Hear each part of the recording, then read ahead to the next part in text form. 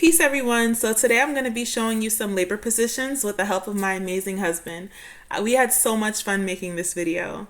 First, I'm going to show you some hip opening positions that can be used with the support of a partner. Then I'll show you positions that can be done solo. So first, we have a deep squat with the assistance of a partner so you can really get low and open those hips up. And if you want an extra push, you can have your partner place their hands on your knees to help open your legs wider. Continuing with deep squats, if your partner can't get down on the ground with you, then they can sit in a chair while you squat in front of them. You want to hang your arms over their legs and drop all your weight onto them while you're in that squat. You can also do a deep squat while your partner is standing and holding your hands to provide you with support. If you do have a birth cloth, also known as a rebozo, you can use that while you're doing squats to help you with support as well. So you want to place the rebozo over your partner's shoulders and back, and then grab each side and then slowly go into your deep squat while your partner supports you by holding your wrists. But if it's comfortable for you to just hold onto the rebozo and not have your partner hold your wrist, then you can do that as well. The next position is, you guessed it, another squat. So this time you want to take each end of the rebozo and circle your partner's wrist with it, giving them the loose end for them to hold on just like this. Once your partner has a hold onto the rebozo, you're going to take the other end, stand apart from your partner so there's no slack in the rebozo at all, and then slowly go down into a deep squat. If you do have a second support person in this instance, it would be a great idea for them to stand behind you just to give you some extra support if you need it. So moving on from squats, we now have lunges. So the lunges will continue to help open up your hips as well. If you have a chair available, then you can go ahead and do chair lunges where you put one leg up and have your support person stand on the side of you and go ahead and support you as you do those lunges. If you are comfortable with not doing them on a chair, you can always do them on the floor and have the support person in that same position. So for the last partner supported hip opening position, we have a super simple one, which is a side lying position where your partner is opening your leg and supporting it. This is also a great pushing position and birthing position as well.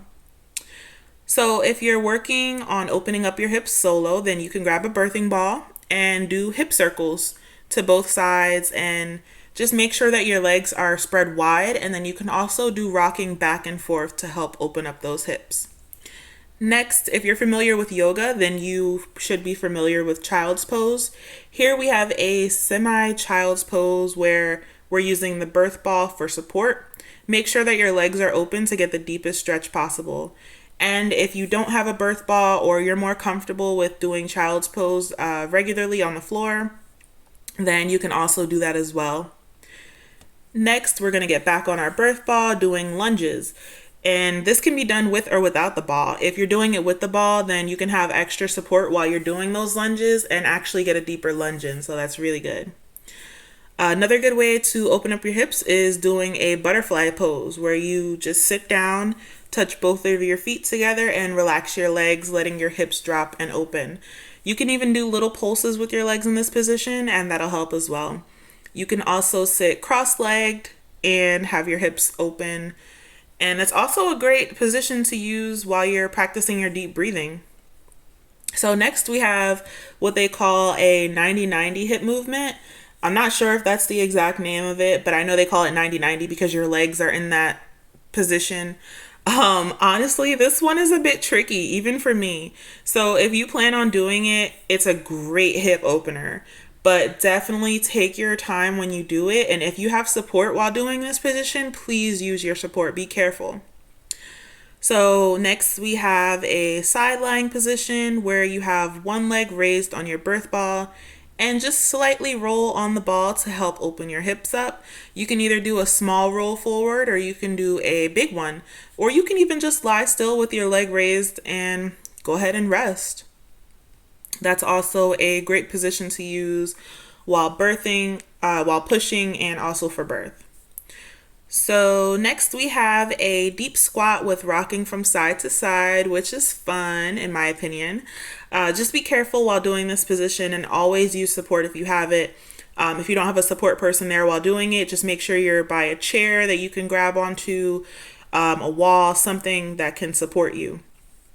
Lastly, we have a deep squat using the hairpin technique. So I'm doing this squat with a partner while holding onto a rebozo. The partner is holding the rebozo in that same position that I mentioned earlier, where you wrap the cloth around their wrist and they hold the open end and then you hold the other end of the rebozo.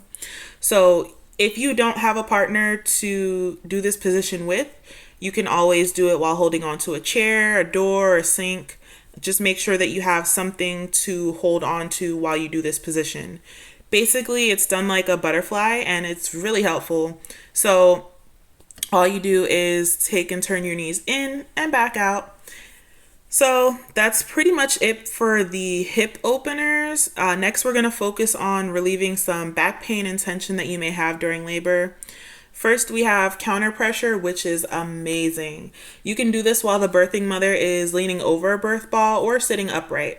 So you want to place your hands on her hips, and then your thumbs in the lower part of her back. And you're going to apply pressure and roll your thumb outwards, sort of in a massaging position on that lower back, and that'll help relieve some of that back pain. Another way to apply counter pressure would be a double hip squeeze, where again you place your hands on each hip, then push in and up on the birthing mother's hips. And lastly, you're going to grab that birthing scarf again. You're going to place the scarf on the birthing mother's lower back area, and then have your partner grab each side of the scarf. And the birthing mother can do this position either leaning on a birth ball or be on all fours. So the partner, while grabbing each side of the scarf, they're going to do like a little shimmy side to side to help relieve that pain that she may be experiencing or tension on her lower back. And this position is actually really awesome. I was having some tension in my lower back while doing it, and I didn't want my husband to stop. It was so great. So that's all I have today. I hope that this video helps, and until next time, peace.